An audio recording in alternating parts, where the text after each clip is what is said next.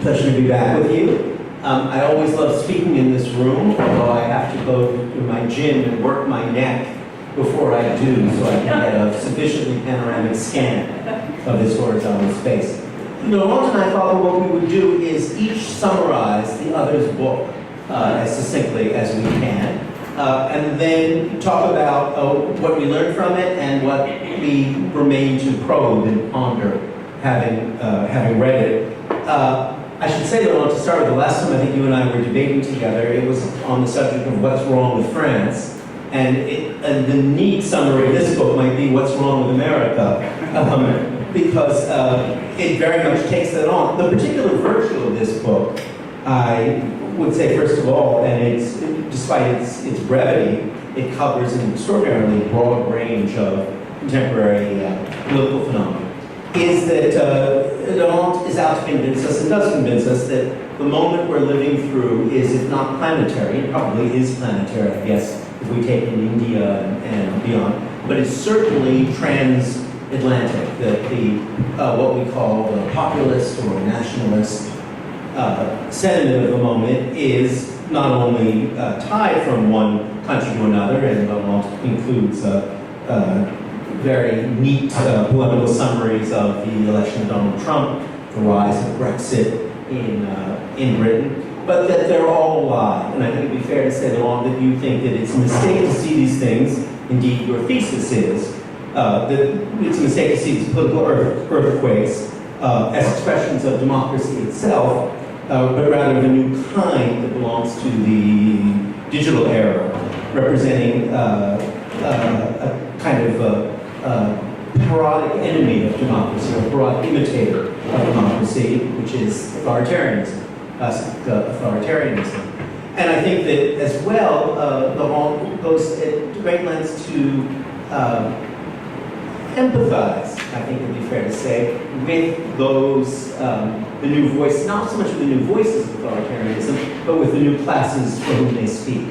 Those who feel dispossessed by the digital era, both by the unfortunate consequences of globalization, but also by those who feel more, I think it'd be fair to say, feel emotionally dispossessed, feel dispossessed of their identities by the coming of both global and digital orders. One of the fascinating things in Laurent's book is that he makes a case, and necessarily so at the time the book was written, for the French exception, in effect, because the rise of Emmanuel Macron, though, as he points out, seems to be an exception, seems to be the opposite of the pattern. In fact, as you point out, is not quite as exceptional as it might seem, exactly because Macron, though a consummate globalist, digitalist, planetary thinker, successfully disguised himself, at least for the purposes of his presidency, as an outsider, as someone who was not part, in any sense, of the political establishment. How authentic that was is a subject of debate.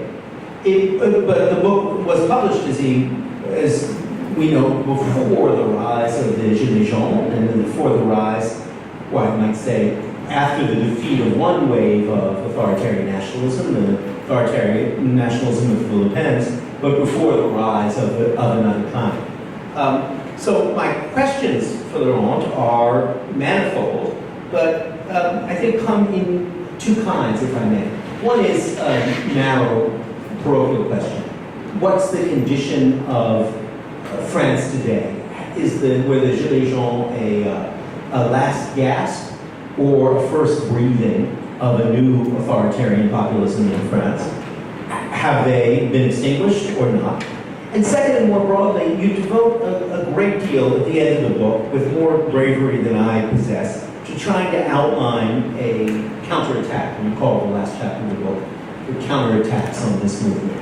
And you talk, in broad terms, of the necessity of accepting that the kind of individualism, the libertarianism, the kind that the recent order has promoted, will always be unacceptable. That if we dismiss concerns of identity, the nation, and so on, that are felt so strongly by so many people, led to Brexit, certainly has led to some elements of Trumpism, that if we neglect those, we will lose the battle, that we cannot simply return.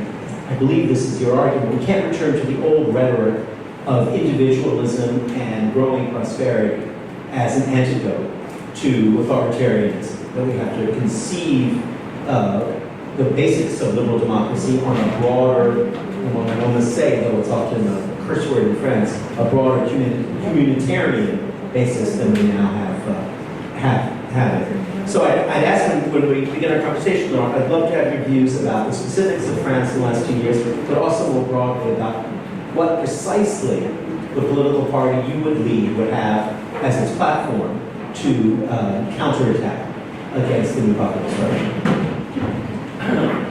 Thank you, Adam, for this presentation. I will, before maybe answering your questions, I will present your book. Please. And I must say that Adam's book is a way, I read it as your way of resisting. Yes, you might say your book, you're the doctor who does the diagnosis, and I am the doctor who offers the conventional cure. Not conventional, I would say. But I think both our books actually stem from, the shock of The crisis. Of the crisis, of Donald Trump's election, of Brexit and all that. Mine sort of came along sort of closer to the events. It was published in France at the beginning of 2018, so after sort of Macron's election gave us a little bit of breathing space, I would say. And yours takes a broader and longer perspective. So I think it's I read it as a very, very original and obviously cultural book. I would describe it as an intellectual and moral history of liberalism. But of course, you have your own definition of liberalism, and I can't resist citing what you call this rhinoceros sentence that defines liberalism. And I also think it's really good. I mean, you sort of, imitating Darwin's sentence about evolution, you define liberalism as this way. Liberalism is evolving, and every word counts, so be careful. Liberalism is an evolving political practice that makes the case for the necessity and possibility of imperfectly egalitarian social reform and ever greater, if not absolute, tolerance of human difference through reasoned and mostly unimpeded conversation, demonstration, and debate. Yes. I hope you followed. And I understand. And then you want to say, that is the single ugliest sentence I have ever written. And deliberately so, because it's an ugly, I'm sorry, not to interrupt. No. So so this definition of liberalism is really the subject of the first part of the book. And what's interesting is that you define liberalism as an attitude, as a practice, as a temperament almost. The key ingredients of which are sort of evolutionism, incrementalism, reform as opposed to revolution, but also imperfection. You don't use the word compromise, which I would use and oppose it to compromission. This is a compromise in a positive sense. I think is a part of the liberal efforts, and of course, reason, arguments, debates. And in terms of the goals, egalitarian social reform, tolerance of human difference. So I would, paraphrasing Sartre, I would say, your liberalism is a humanity. Yes. And I think you would not disagree with that. Then part 2 and part 3 of the books are entitled "Why the Right Hates Liberalism" and then "Why the Left Hates Liberalism." So liberalism is under attack on both sides, and I must say you explain very well, make the case very well from the right and from the left standpoint, what is the criticism of liberalism, and then you sort of refute that criticism to a large extent, and Attempt to refute. No, yeah, but I think what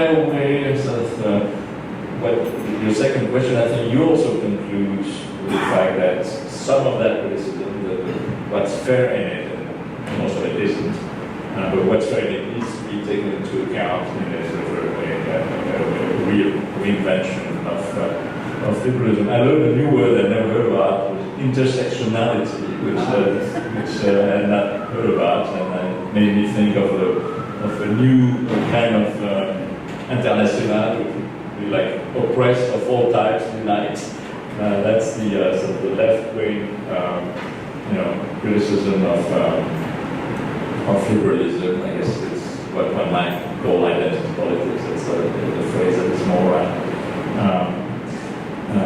used. So, what I liked also about the book is the way you explore the subject. I mean, it's an extraordinary voyage into intellectual history, and based on people, on the life of people, like writers, thinkers, artists.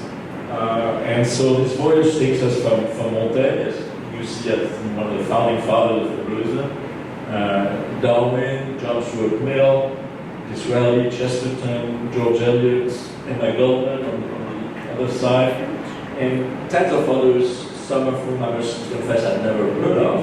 And so it's a very sort of deeply humane exploration of liberal thought, which I think really give this book its originality. So I will now turn a couple of questions or comments back to you, and then we can probably start the conversation before answering your questions. My first comment or question is maybe one point that sort of is at the intersection of both of our books, and where maybe I disagree with us, probably the only part. And I will read what you write.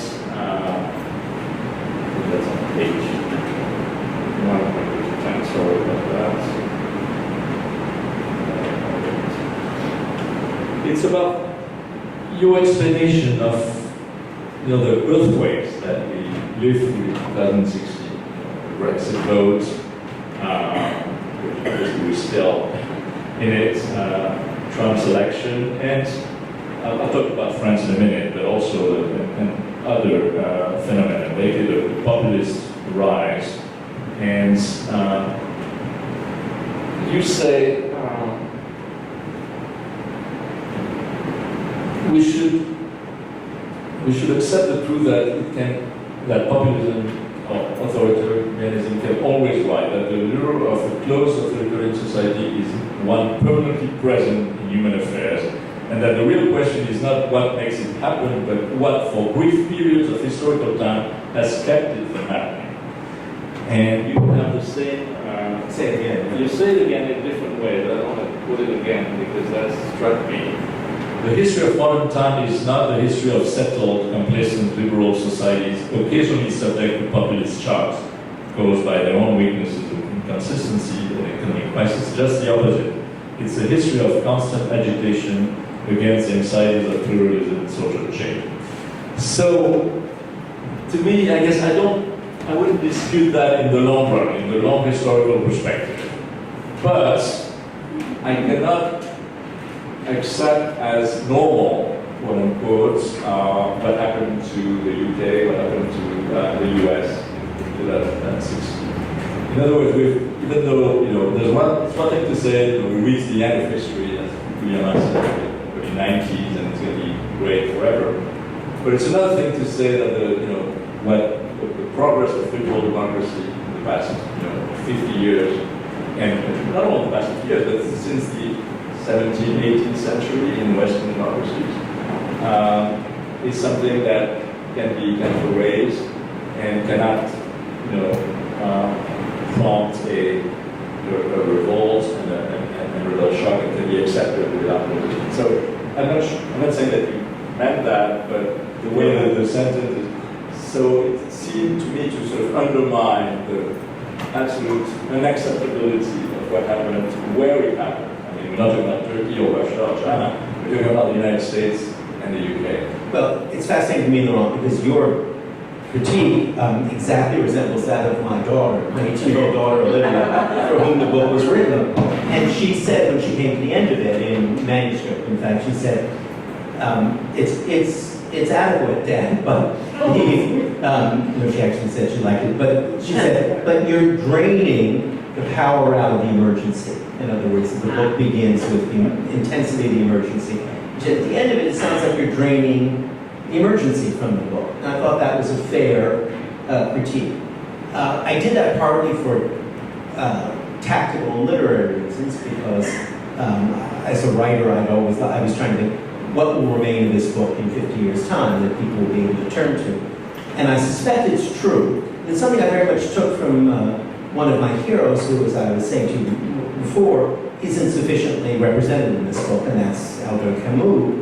And the great theme of Camus' The Plague, the book as The Pest, is the plague comes mysteriously and it strikes us when we don't expect it, and then the city is destroyed, and then, as you recall, the plague then vanishes. The question is, what happened while we were infected, while we were infested? And I've always thought there was something very profound about that, and that Camus finding that metaphor for the occupation, for Vichy, was a profound one, to say, you know, this is never going to go away. We can't defeat it. We can only hold it in abeyance for a while, and it will come back. And I believe that that's going to be permanently true. The fatuous optimism of the Fukuyama era shouldn't be replaced by a fatuous pessimism, but it also shouldn't be replaced by a false feeling of recuperation. And I mean that at two levels. One, the practical level. My friend Yasha Monk writes wonderfully about these issues, was saying not long ago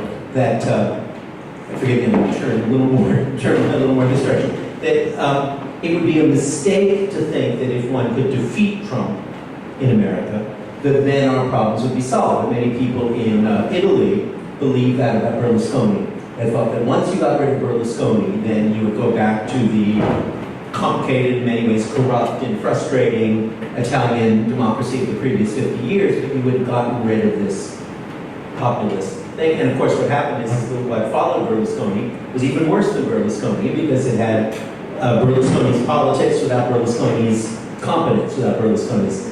So I think it would be a mistake to think that we can eradicate it.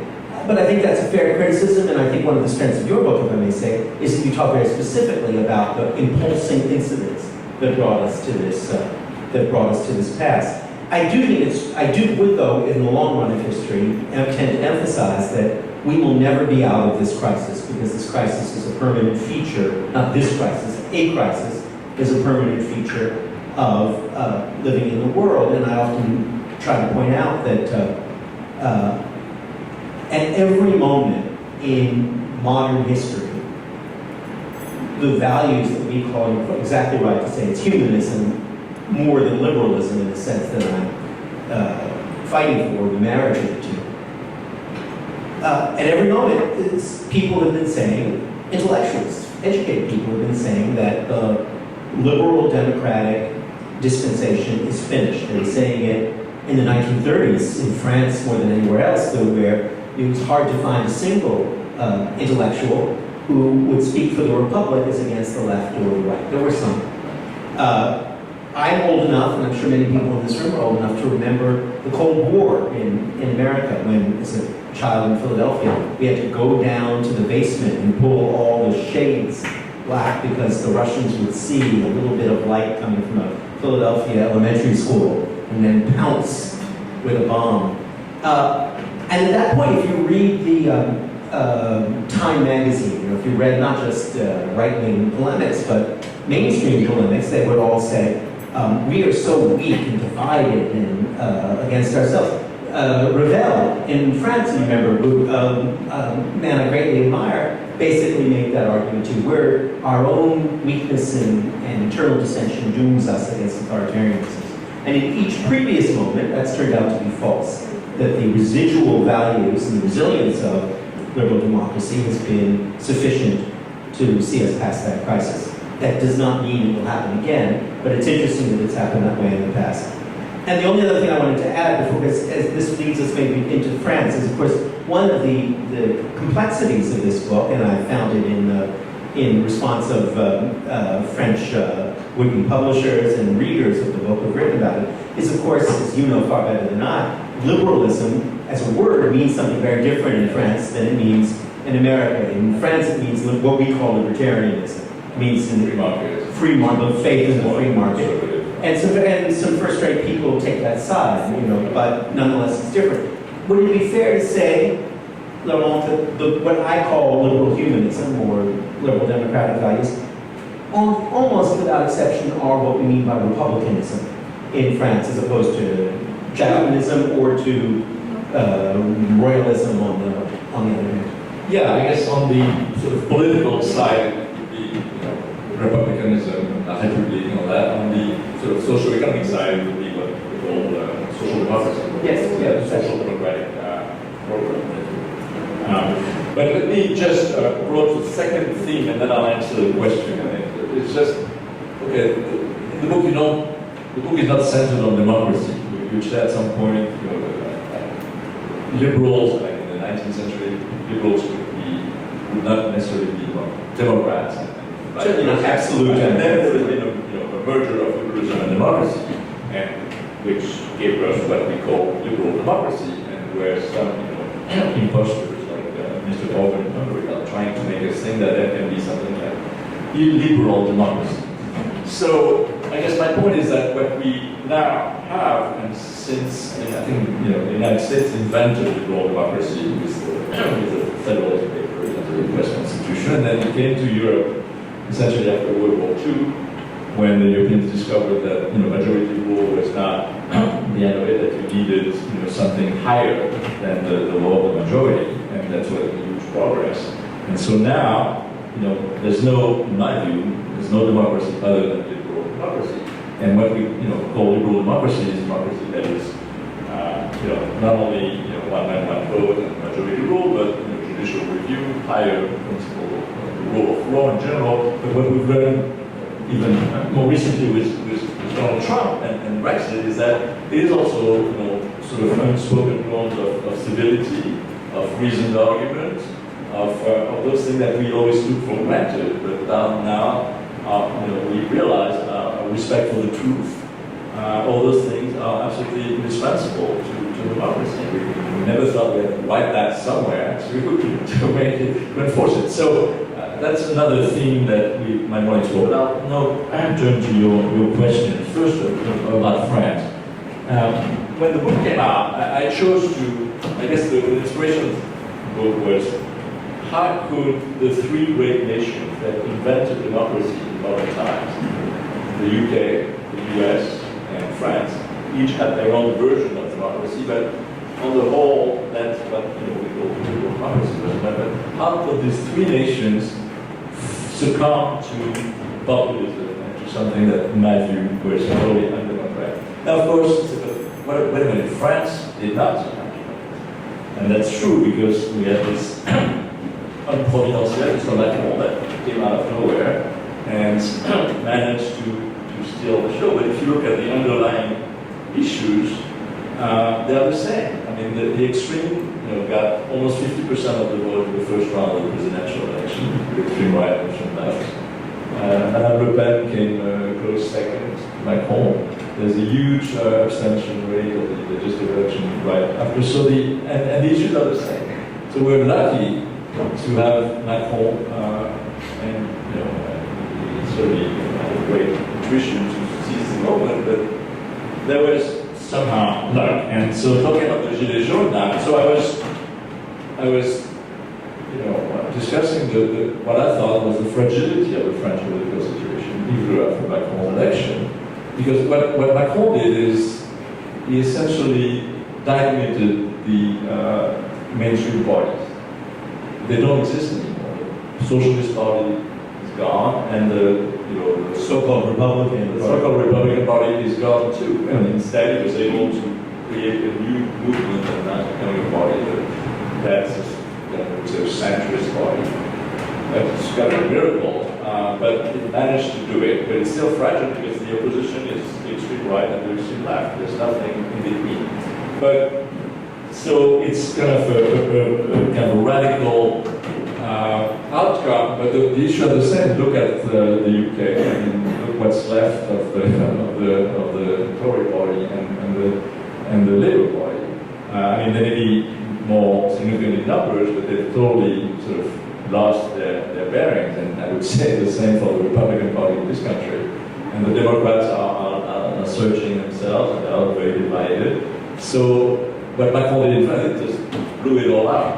But here, and which is the better option, I don't know. But all that is to say that France, in my view, is in a very better, but the underlying issues are the same. And so the Gilets jaunes movement that came a few months after the book was published just confirmed that fragility. I think the Gilets jaunes correspond by and large to the Trump electorate here. People from the country, from the rural area, from the periphery of towns, and so it's a little more dangerous because it's not canalized by either parties or trade unions or anything. And so I don't know where this will go because I mean, we had some very difficult times last year. Then Macron announced this great debate, which was a success, and he's trying to correct a number of mistakes he made initially, which is cutting himself from not only from the people but also from all the corps intermédiaires, which are really essential to democracy, the intermediate bodies. So now the movement, the Gilets jaunes movement is trying to go back to life. There were some demonstrations in September. We'll see what happens, but Macron is launching another set of reforms. There's a retirement reform, which always been the one you don't want to touch. Right, but at least that will probably be, trade unions will probably lead the game, which is, at least known territory. So that'll be my answer on the question. Can I just ask you that would it be fair to say then, with a year's perspective, that the Gilets jaunes now look like a classic French right-wing popular movement on the lines of the Pujaguists or the popular movements of the 30s, that they're, compared to the Trump election, when they first emerged, left groups were trying to claim them for their own ideology, but in retrospect that seems now mistaken. It's a mix, really, and the extremes are joining each other at certain points. But the red brown, right, the red brown, and you also had the most violent groups where the black voters are sort of more extreme left, anarchist left, anarchist left. So it's a mixed bag, and some of them don't view themselves as politicized at all, and so. But I would say probably on the majority, it's more with like it or not a strong vein of anti-Semitism.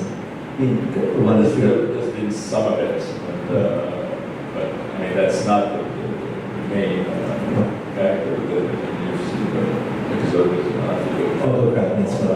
so it's there. I mean, it's not far beneath the surface, both on the right and on the left.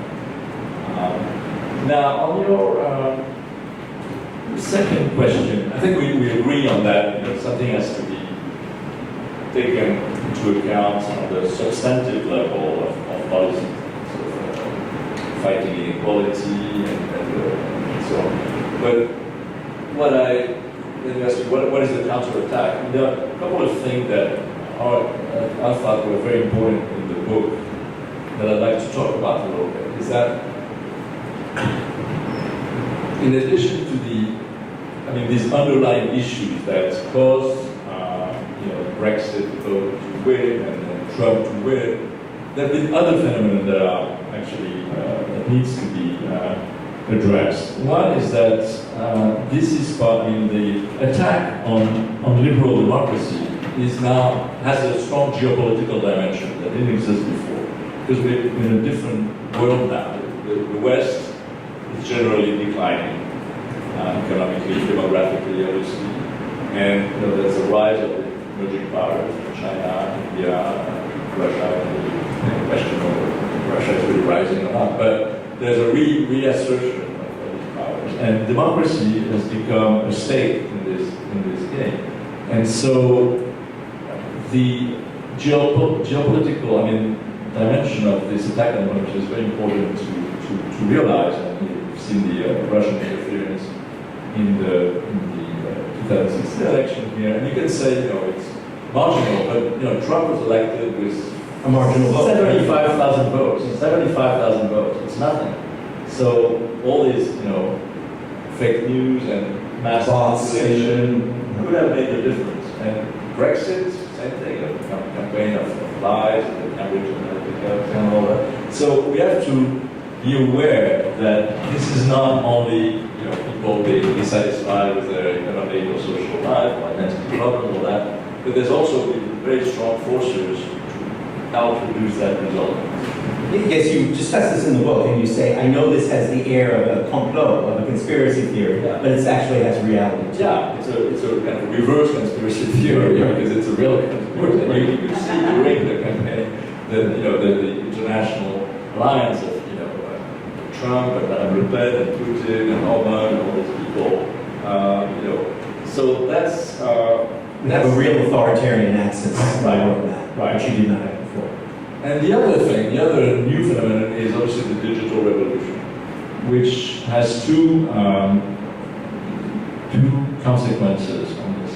One is the fact that you've always had propaganda, obviously, but with the digital networks, the social networks, you can have a huge impact of this propaganda worldwide and penetrating and this sort of mass, sort of profiling and what Cambridge Analytica did is extremely negative. If you put the two together, so the geopolitical, aim and using those digital means, that makes it that's new and that's very interesting. The second aspect of the digital revolution is what it does to citizens. And I may be criticized for this, but I do think that the internet revolution made people believe that every opinion is worth another opinion. You can put, what I call the TripAdvisor democracy. You put your comments, I like this, I like this dish, I like this and that. But it's not, that's not how democracy works. There is authority, there's intellectual authority, there's legitimate authority. And each opinion is not, and so that empowers people to think that, the direct democracy is the ultimate form of democracy and so on. And that led to, referenda, obviously. The fact that even though Brexit is the most detrimental decision for the United Kingdom, that there's not a single politician that would say we need to reverse this, and referenda are not even binding in UK law, so the Parliament could have put it aside and said, but we heard you, we can take care of this problem, but this is not the solution. So I think that these two, the combination of the geopolitical dimension and this digital revolution in some way, and that's where I do counterattack as well. We need to work on that, as well as dealing with the substantive problem that led to it. Well, let me respond to two parts of that, because I think they're both very provocative. First, thinking about the geopolitical dimension of it.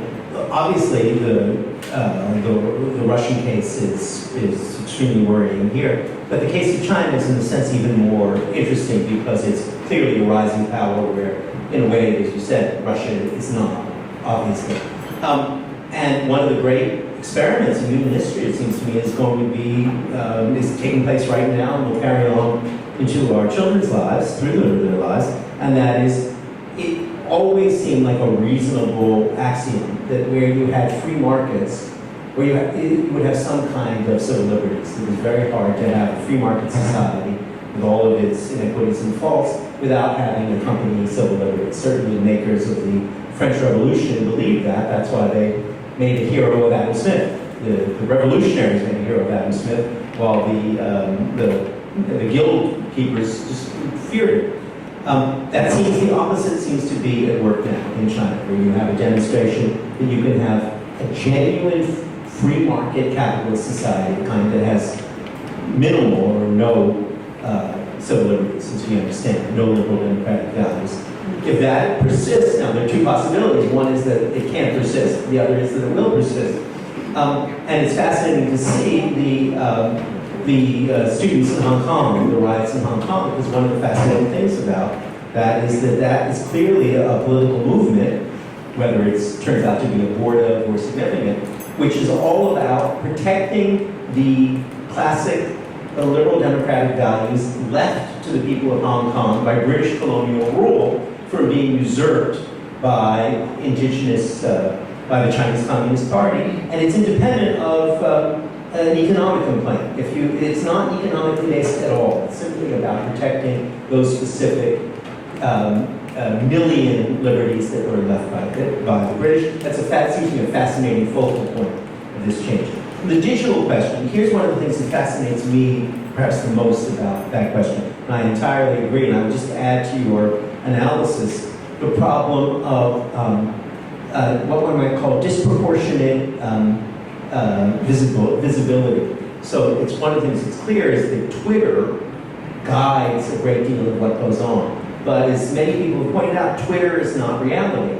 And you get a very, particularly on the Democratic left, you get a very skewed version of the world if you imagine that progressive Twitter actually represents the views not only of Americans, but represents the views of the Democratic Party. And things get skewed in lots of ways that are, somebody was saying that Kristen Gillibrand, before she stepped down, seemed to be running for president of Twitter rather than for president of the United States. I think that's one of the risks. The deeper question I ask about it is the question of social capital. You know, it's thematic in my book, it's thematic in your book too, that democracies can only thrive and have liberal values when they have great social capital, when there are lots of institutions of community and trust that are not specifically political, but that enable us to, in David Hume's great phrase, share a spark of sympathy with our fellow citizens with whom we share nothing in common genetically or by blood. That we don't have lots of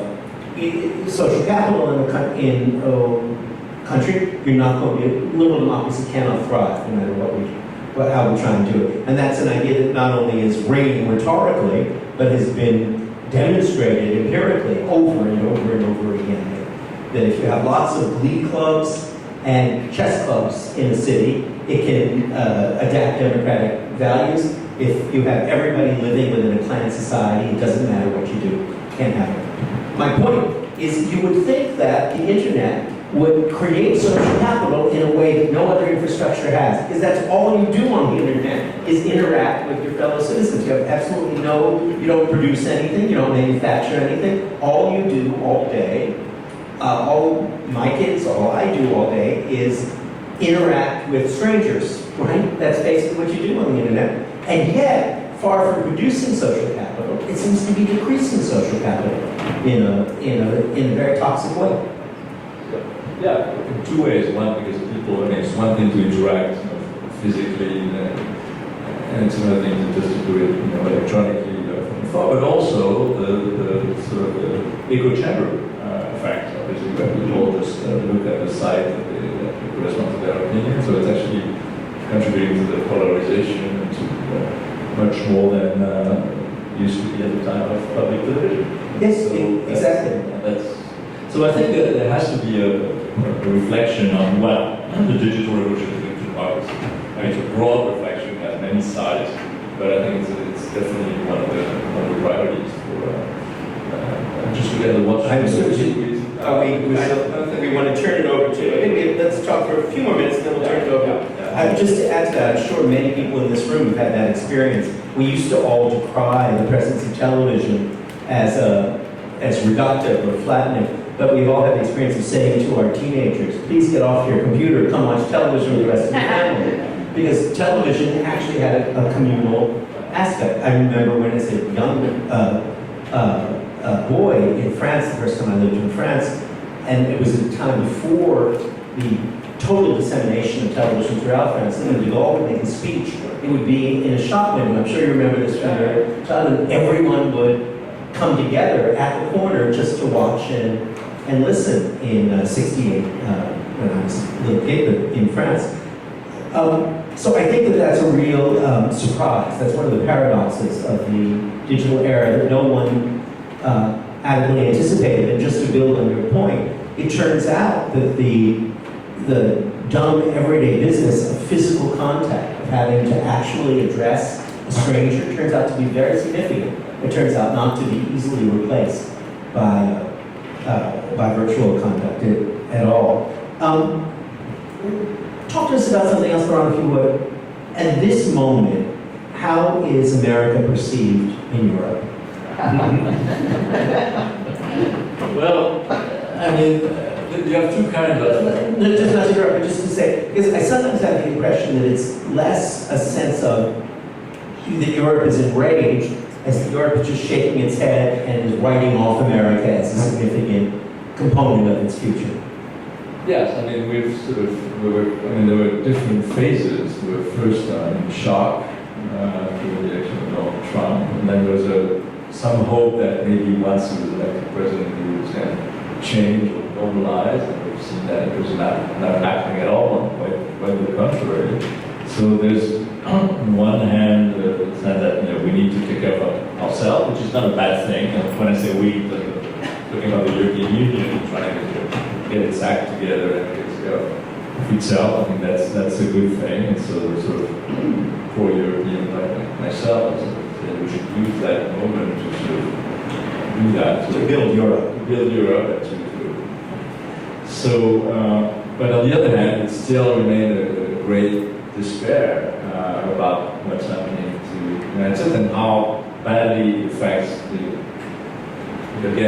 what's called the liberal international order. So we back to liberalism, but basically what the US and Europe built since 1945 is being demolished, stone by stone, and that's the whole multilateral order, and that we do that with great despair. So we are, and then we go back to your point as to it's one thing to say things won't be the same again. Obviously, there's damage been done, and people.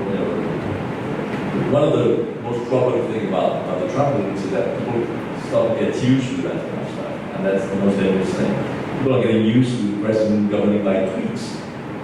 It's so calling his enemies, calling his political opponents traitors and so on. And that's so contagious because everyone does that, and so I think we need to resist that. And I hope that at least that aspect will go back to normal, even though there may be some consequences, some other things that cannot be reverted. Some of them maybe are not so bad. But I think at least in terms of the way politics is practiced, we hope that, and also on sorts of issues like the climate agreement and other things, that it could be reversible.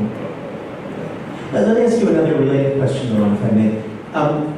We both, you and I both, and it's one of the things our books have in common, though we're responsive to economic questions, where we both tend to accept a mixed economy and the kind of the modalities of the economy, a pragmatic view of economic organization. But as you know, we're both susceptible, I won't say vulnerable, but susceptible to a left argument that says the real villain, in Europe particularly, is not populism, but what's called neoliberalism. That in the attempt to bring the euro in, the economic austerity was so extreme that that was the chief cause of the rise of populist nationalism. Without neoliberalism squeezing the countries of the South particularly, you don't have the rise of populism. How do you respond to that?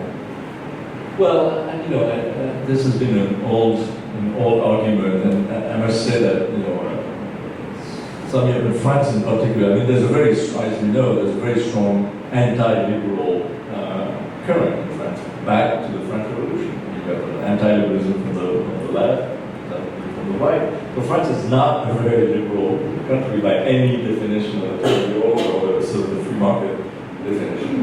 So, but the argument against Europe is just wrong. I mean, without the euro, Europe would never have been able to sort of survive, for example, the financial crisis.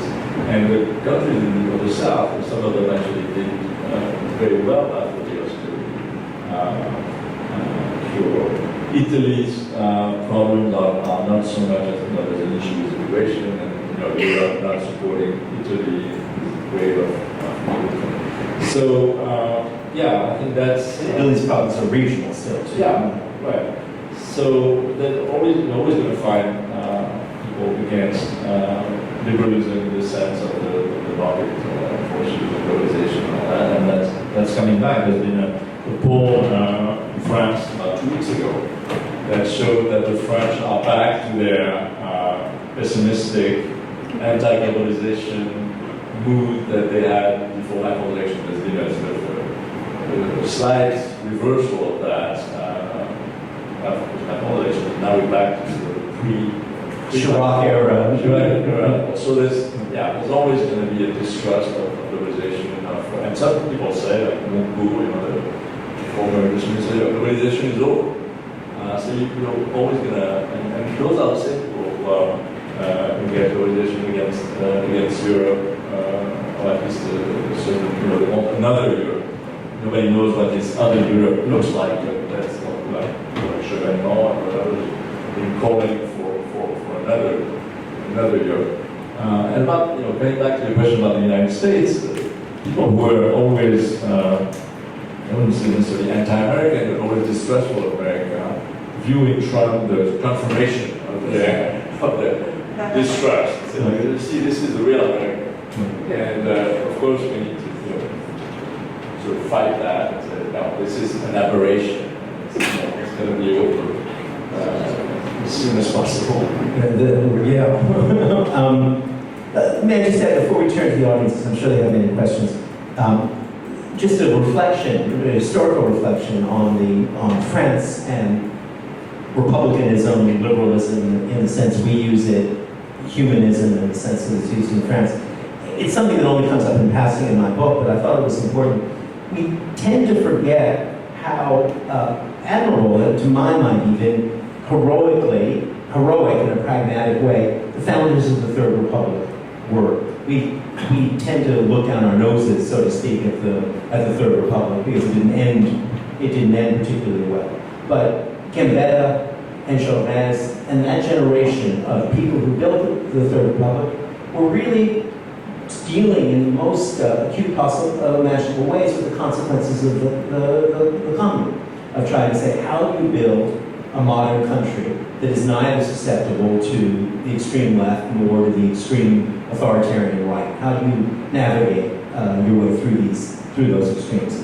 And their solutions were not perfect, but they were actually on the same moral adventure, it seems to me, that Lincoln and Mill and the British reformers were on. Yeah, no, absolutely. This was probably at least in that period, the liberal movement. Your book dates the liberal movement to the 1860s, both in the UK and in France. And I think when we talk about La République in France, we think about the Third Republic, the beginning of the Third Republic, the great law of Jules Ferry and the education, the separation of church and state. And so I think there's a recognition that this was a very, very important moment of progressive advance. Despite the way it ended, but really more thinking about this nation. Yeah, it is widely. In France it is. In America it tends to be not to be recognized, so much so that, as I say in the book, almost every American, including my own family, think of the Statue of Liberty as a monument to immigration because it was the first thing our grandparents or great-grandparents now, or great-great-grandparents now, saw when they came to what my grandfather would still refer to as this country until the day he died. But of course we forget that it's actually a monument inspired and commissioned by those French Republicans, by the makers of the Third Republic, as a tribute to the survival of the American Republic and as a monument to international liberalism. And it's the Statue of Liberty exactly in that way. And we tend to deprecate the specifically French ideological contribution to it, exactly because our own often beautiful and golden myths of immigration have totally beclouded the French origins of that American monument. Yeah, there's always been rivalry with France and America. Yes, for the leadership of it. Well, on that note of concord and discord, maybe we can turn it open to the audience and ask you all to share one of the mics with the audience. We'll pass it back and forth between us. Yep. Hi, several years ago, I went, before Trump, I went to Jordan to see Petra. And the guide from Jordan, Jordanian guide, when he found out that I'm from United States, he said that we in Jordan say, don't mess with Americans, or they bring you democracy. And my friend said, oh, in this case, it sounds like a disease, like infectious disease. And my beginning of my question is, don't you think that this terminology already discredited itself even on linguistic level for a lot of people around the world? And maybe it has meaning only here. And you, for example, you're saying that during Cold War, you went to the basement and closed all windows, lines. And we didn't have in the Soviet Union this training. We had theoretical training. We knew how to survive a nuclear attack, but we didn't have this training. But do you know, now I read that 5 years old kids right now have training in the United States surviving mass shooting, and they're sitting under their desks for several hours, beat themselves, and it's much worse than Cold War. So it's like all threats inside this country. And in this case, I'm actually seeing this for 20 years, or for more than 20 years, as an outsider. And I kind of agree that Trump is just a symptom, not a disease. You see, so could you comment on what I said? I'm sorry. So, I think that we're, Laurent will speak for himself, but I suspect where we would both agree, is that one of the things that's true about liberal democracies is that they're flawed, and that they're filled with inequities and imperfections, and that we have to battle against them. As anyone knows who reads me in The New Yorker, gun control is my obsessive cause. I write the same piece about every 2 weeks about the necessity for Canadian or Australian-style gun laws in America for exactly the reason you just outlined. Because not only do we have incomparably more gun massacres than any other country, but the psychological damage that's done to a younger generation by the fear you're describing is enormous. So that's certainly true. And we could reproduce those ills and cruelties and inequities. What I would say, and what I do think is true, is that we have a mechanism for remedying them, and we attempt to use it. It's a slow-moving mechanism. It infuriates me how slow-moving it is in that particular case, and I'm sure it infuriates everyone on the particular evil that they wish to see remedied. But the history of liberal democracies in remedying their worst ills over time is actually quite good, and it certainly is enormously better than any other system of government that we're aware of. I'm sure everybody saw, speaking of the Soviet Union, well, not everyone, but many must have seen that terrific HBO series on Chernobyl, right, on what happened in Chernobyl. And I was doing a conversation with Masha Gessen, former Russian writer, and her point was, she said, in that series, they had a scientist who was trying desperately to get the truth out through the bureaucracy. He was being resisted. He was a whistleblower. There was a whistleblower who would not be listened to. And she said, you know what the terrible, horrible truth is? There would not have been any whistleblower. There was no place for such a person. The American writers imagined that kind of figure who did not exist in the Soviet Union. I was very struck by that, because the truth is the question is not, can we prevent ourselves from doing wrong, because the answer is we clearly can't. Where human beings are far too fallible and human society is far too prone to do wrong. The question is, what ways do we have to remedy it? And the truth is that on the whole, with 1,000 small insanities, we liberal democracies do a better job fixing that. I was reading, I'm sure someone you doubtless know, Laurent, Amartya Sen, leading Nobel Prize-winning economist. And Sen is certainly a critic of many aspects of liberal economics in particular. But one of the things he points out, which came as I had never stopped to think about, he said, we've never had a famine in a liberal democracy, not in India, since India declared independence, nowhere else. Liberal democracies are good at the kind of feedback that catches those extreme cases. There were horrible famines, some of the worst in human history, in China, on the other hand, at that same time. I know that sounds like a minimal case. That is that at least not everybody will starve to death. It sounds like where we should start, not where we should finish. But in the great spectrum of human history, it seems to be significant. Well, just totally agree with Adam's response. What I would add to your starting point about Jordan, I mean, sure, I mean, America has done a lot of damage in trying to sort of import democracy to the part of the world the way they did it. However, I think what's happening in America today is extremely important, because America, one and another, is the model of liberal democracy. And so what's happening now is a struggle, and who wins that struggle is extremely important for the rest of the world and for democracy. Because America is the most resistant democracy, the strongest democracy in the world, because of its institutions. And so it's really important how this platform is going to be won.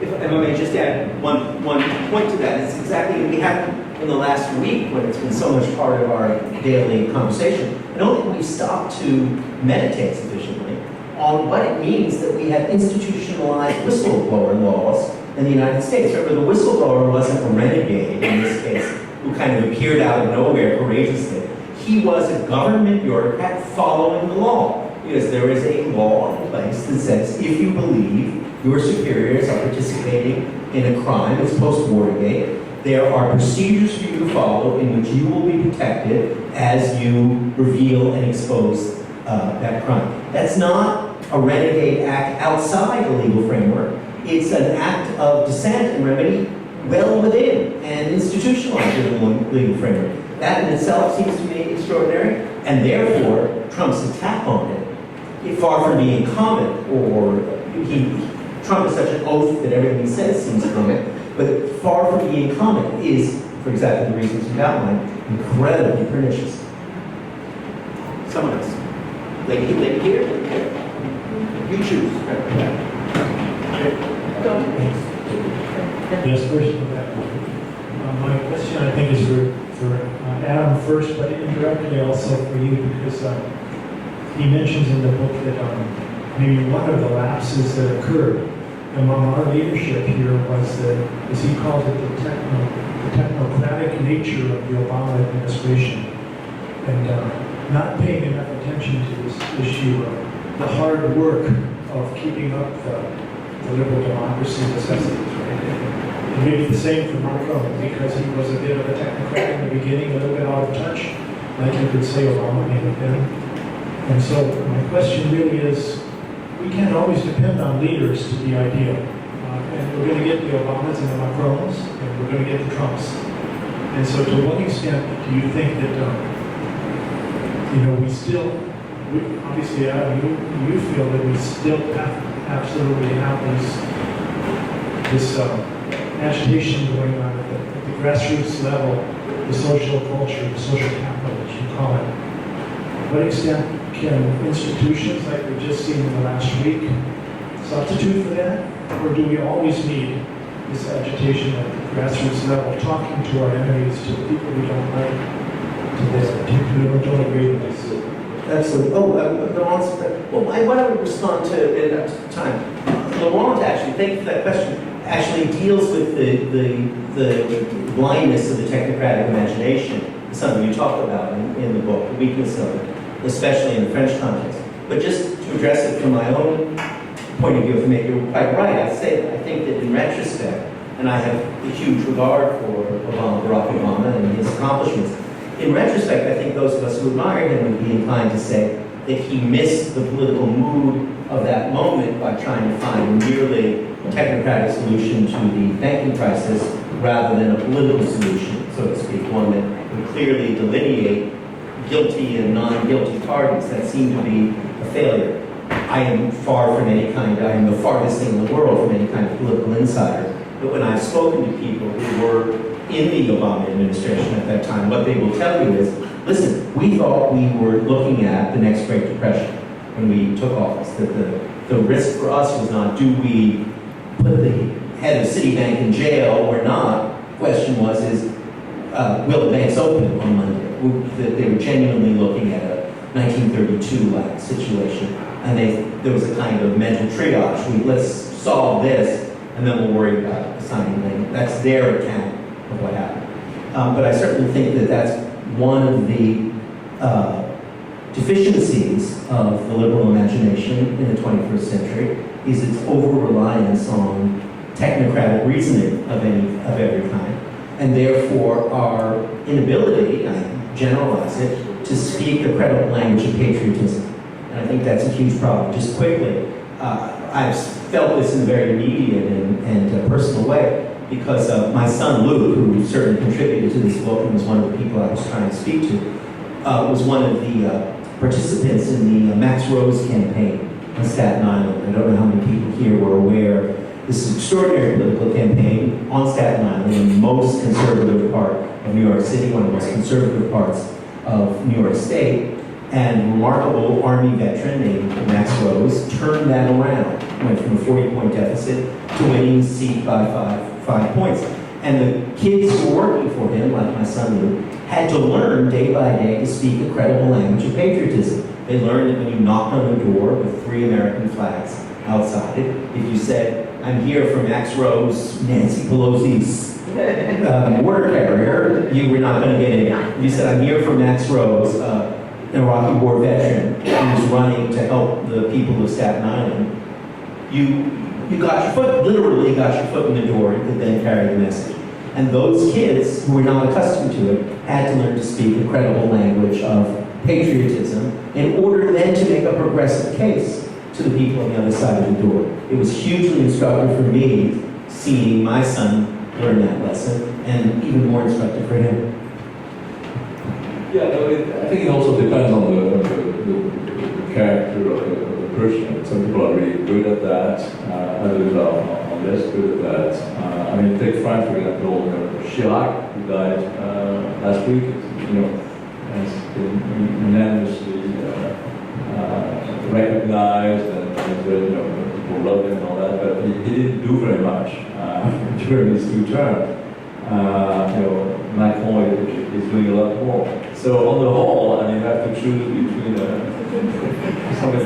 But I mean, the gift is to try to do both. And what's complicated nowadays is that problems are more and more complicated, because they are not only because of the technicality of it, but also because of globalization. So, and you need to sort of, make those two work. You need to be able to, and people demand, understanding, people are lost and all that. So you need to be able to do both. But the reality is that problems are extremely complicated, and you certainly don't give.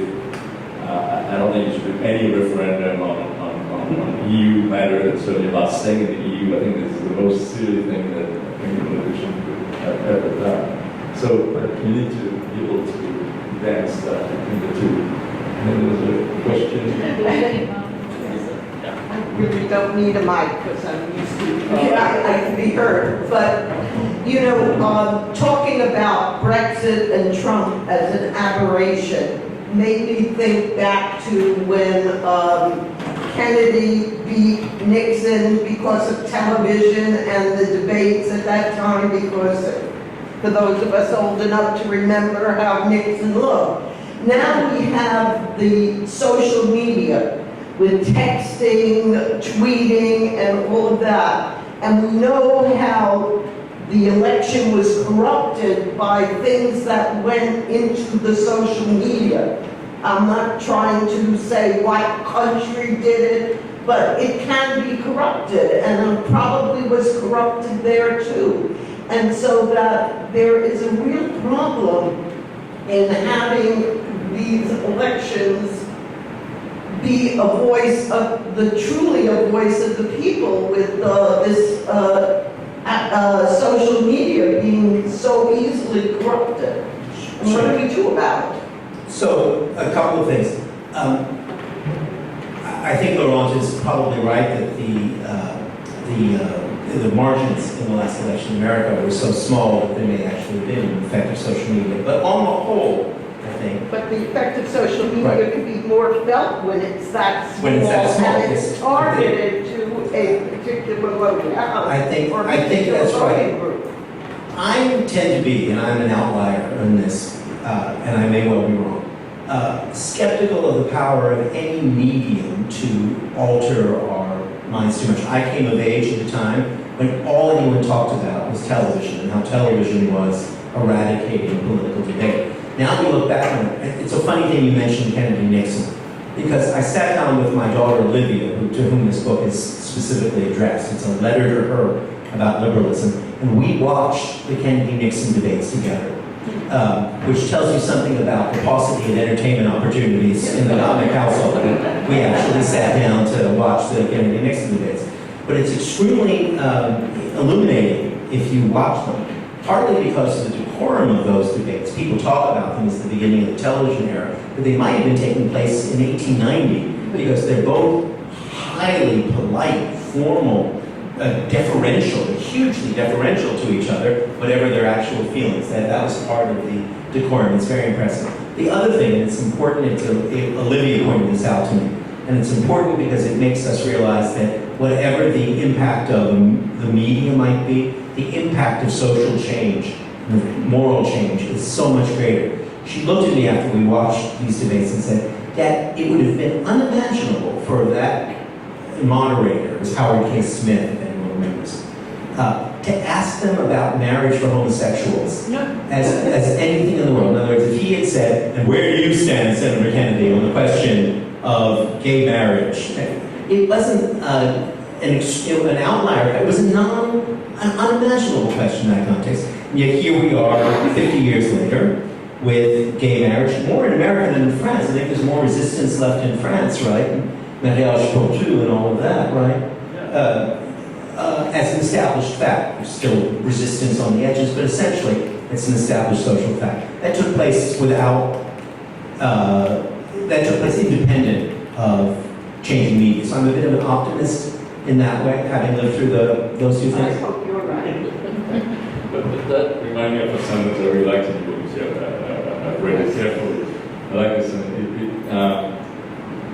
Talking about sort of identity politics and all that. It said it's possible to see this as a massive distraction for progressive causes, in which the left manages to get sombreros banned from college parties, while every federal court in the country is assigned a far-right-wing activist judge. Yes, that's something I've written about before, Laurent, and I think it's one of the defining features of American life, not just in the Trump era, but in the past 25 years. Those of us on the progressive left, however we define it, liberals, want political victories, and all we get are cultural victories, right? And those on the right want cultural victories, and all they get are political victories. But they get every possible political victory, and are still enraged because gay marriage and what it's called abortion on demand and all of that persists. And we want to protect women's reproductive rights and Medicare. We lose all of those things, and yet the cultural change proceeds anyway. So it's a contradiction in American life. And yet they haven't won. They've stolen those elections because they've lost the popular vote in all of them. And so the will of the people to achieve these cultural changes Is the same will, as would be translated into political causes. That's a very important point. And, you know, it's interesting, and I say this not to drop a name, but because it was inspiring me. Luke, my son and I, because of his connection to the Max Rose campaign, had a chance to meet Pete Buttigieg at one of, at a living room fundraiser in which he raised no funds from us, my funds going elsewhere. But we had a chance to listen to it. And exactly what he said when he talked about his program, I don't know that he says it as often on the campaign trail, is the thing you have to fix first before you can fix anything else is the democratic deficit in American life. Our institutions have always been deliberately anti-democratic. The Senate was designed to be an anti-democratic institution, but as time has gone on, the Electoral College and the Senate and so on, and let's put aside gerrymandering and so on, have made that democratic deficit ever greater and ever larger. And you know, he talks about, as you say, well, what do you have in mind? And bring Washington, D.C. and Puerto Rico in as states, and immediately you begin to bring urban areas and more. So it's fascinating to me that Buttigieg, who's nobody's idea of a radical, recognized that until you fix the democratic deficit, we would not be able to pursue other policies.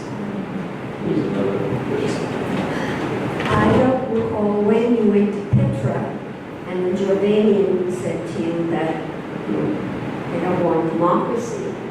But yet there was the outburst of some kind The Arab Spring. the Arab Spring, some kind of yearning to change the system of autocratic government in many of the Arab states. So that experience, as well as the experience of 1989 in so many places in the world, shows that there is some kind of a desire for participation in government that is perhaps innate in human nature, though not present in every epoch. But we were talking about repairs that can be made in the system. We've now talked about the democratic deficit and what can be done about that in terms of the Electoral College. One might also say campaign financing. Given all the attention to tweeting tonight, I might also suggest, is it possible to have a law that says that a president cannot make policy in a tweet? I'm going to turn you wrong because he actually addressed So there was a quote in my book, make it constitutional for a president to tweet. But no, I agree with you. I mean, there's certain things that can be regulated by law, and others that are just, customs and practice. But I think tweeting is going to be difficult. Even the Vatican tweets now. But to make policy by tweet, that's different. And one other thing, and then I'm through. And all of this, with the personalism of the Trump government, makes me wonder about the necessity to introduce a more ministerial element in our government, so that the president on his own, whether by tweet or otherwise, cannot determine policy. Sure. The only thing I would add there, and I think it's one, I don't know if that was your intention at all, but it's certainly one of the consequences of reading your book, is to remind us that this wave is so transnational that focusing on the particular national deficits that produced it may not be that productive. In other words, France suffers from many things, but it doesn't suffer particularly from a democratic deficit of that kind, nor from campaign finance laws that corrupt it. And you have the same political movements present there. Same thing is true in Great Britain, where again, we have a totally different electoral system, and it was a catastrophe to have a plebiscite instead of a parliament. And just parenthetically, I'd add, it always seemed to me that David Cameron was twice guilty in having a plebiscite and then resigning the day after, rather than trying to rationally guide a policy through Parliament. In my native country of Canada, you'll find the same thing you'll find the same problems are true. The same kind of sense of hasn't taken over remotely to the same degree, but it's still there. Canada has yet another and far more equitable electoral system and campaign finance laws. So though I totally agree with you that those would be good reforms to have, I think that Laurent's demonstration of the transnational nature of this movement suggests that just fixing the particular mechanism that's broken in any one country won't fix the problem. Well, I would say yes and no. I guess I go back to the inspiration of my book. I mean, what I really, to me, it's one thing when, I mean, to me the shock was really the UK and the US. In other words, we know that Turkey or Russia or Hungary, have never been, beacons of democracy. So, but when, it affects the US or the UK, then it seems like there's no recourse. I mean, this is really and France, the result we got was thanks also to the electoral system. I mean, the way that the French... Yeah, well, that's how we were able to avoid, the Front National. So, the electoral system worked. But the paradox is that the UK and the US were, beacons of liberal democracy, and they had the rules to avoid this.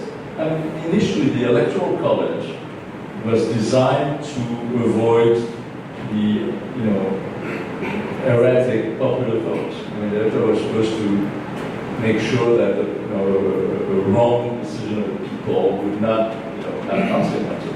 Now, of course, it played completely the other way after the vote was for the election. But the inspiration is normally the Electoral College should avoid the kind of aberration that whether it's brought by popular vote or not by popular vote, but it didn't play that role. Same thing in the UK. Referendum is not in the British political tradition, never been. And there's a rule, as a law, saying that referendums are not binding. So if the Parliament had done its job, it would have set it aside. So what's worrying me is that there's such a deification of direct democracy that politicians, both because to protect their own seat and their jobs, it's really cover-based. It's denounced, but we've sort of been used to politicians being cynical and being only interested in their own interests, which is something which also goes against your vision of liberalism, public interest. But now we get accustomed that all politicians does, and we don't resist or protest against it. It's protecting their own interest.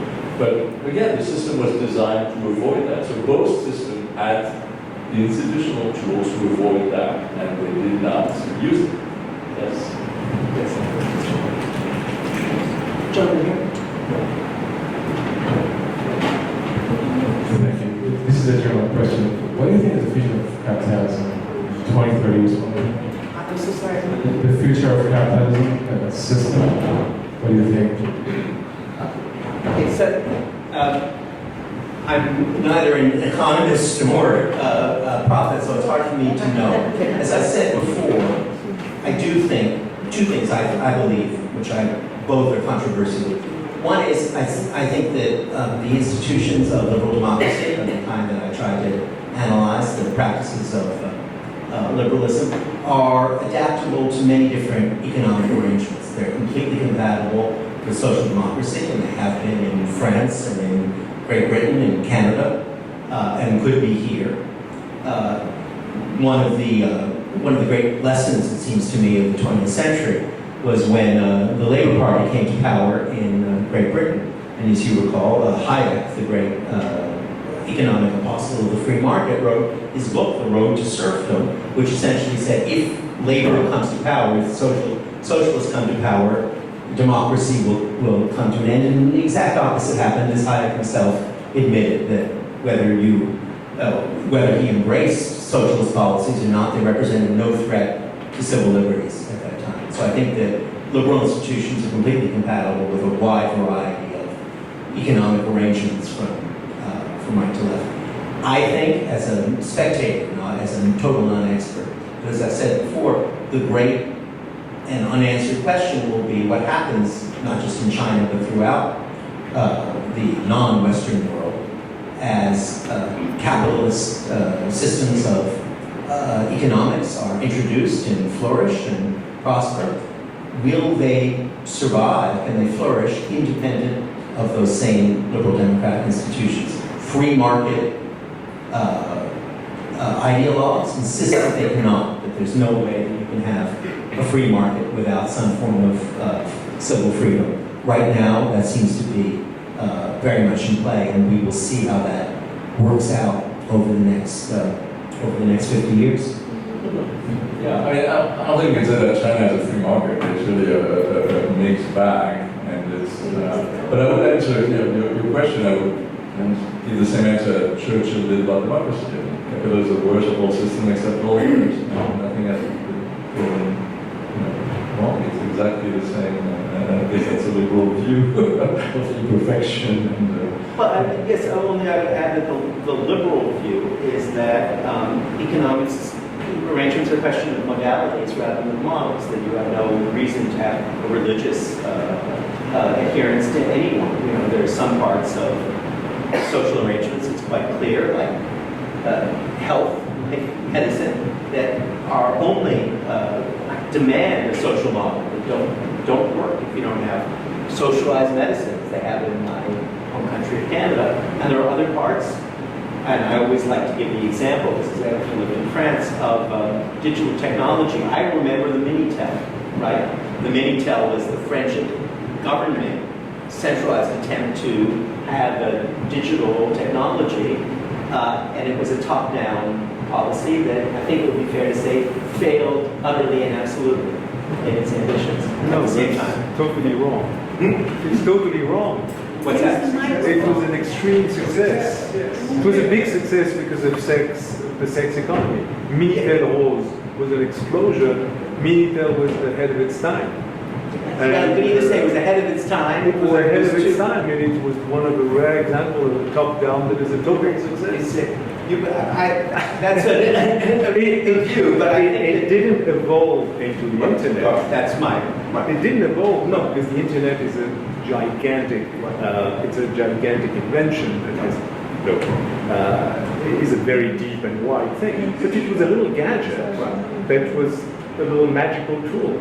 Well, I'm glad to hear someone speaking up for the Minitel, because it's wonderful. I guess that just of the French to what was coming. So we had the first experience. I think maybe I have a feeling that we're coming to the end of our time. So yes, we're exactly at the end of time. So it's someone speaking up. I'm glad for. I've worked on the Minitel project, believe it or not. Yes, absolutely. And you used it. Yes. And it was fun. And it was fun. And then got. Much better than Twitter. Can I say thank you all for coming tonight? Thank you, Laurent.